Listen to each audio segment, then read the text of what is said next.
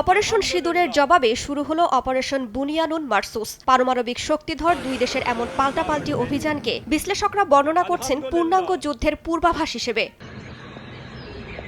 ৭ April নতুন করে সংঘাত শুরুর পর শান্তিপূর্ণ সমাধানের জন্য মিত্র দেশগুলোর সঙ্গে আলোচনা করেছেন দুই দেশেরই কূটনীতিকরা। তবে মুখে যুদ্ধ বন্ধের আহ্বান জানালেও একে অপরের সামরিক স্থাপনায় হামলা চালানোর ঘটনা আরও বিপর্যয়ের ইঙ্গিত দিচ্ছে বলে মনে করছেন বিশ্লেষকরা। আর এই প্রবণতা তৈরি হয়েছে দেশ দুটির অভ্যন্তরীণ সামাজিক ও রাজনৈতিক চাপ থেকে।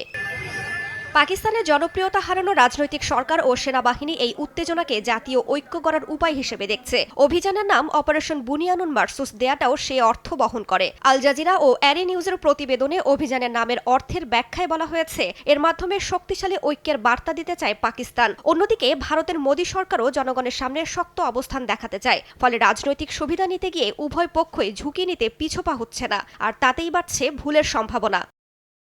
এদিকে আলোচনার মাধ্যমে ভারত পাকিস্তান উত্তেজনা কমাতে চেষ্টা চালাচ্ছে যুক্তরাষ্ট্র, সৌদি আরব, ইরান, সংযুক্ত আরব আমিরাত। এমনকি G7 এর অন্তর্ভুক্ত দেশগুলোও নয়াদিল্লি, ইসলামাবাদকে উত্তেজনা প্রশমনের আহ্বান জানিয়েছে। তবে দেশগুলোর উল্লেখযোগ্য সক্রিয়তা না থাকার সমালোচনা করছেন বিশ্লেষকরা। মার্কিন পররাষ্ট্রমন্ত্রী মার্কো রুবিও পাকিস্তানের সেনাপ্রধান আসিম মুনির ও প্রধানমন্ত্রী শাহবাজ শরীফের সঙ্গে একাধিকবার কথা বলেছেন। পাশাপাশি নিয়মিত যোগাযোগ করছেন ভারতের পররাষ্ট্রমন্ত্রী জয়শঙ্করের সঙ্গেও। প্রেসিডেন্ট ট্রাম্প সংঘাত বন্ধ চান বলে একাধিকবার জানিয়েছে হোয়াইট হাউস।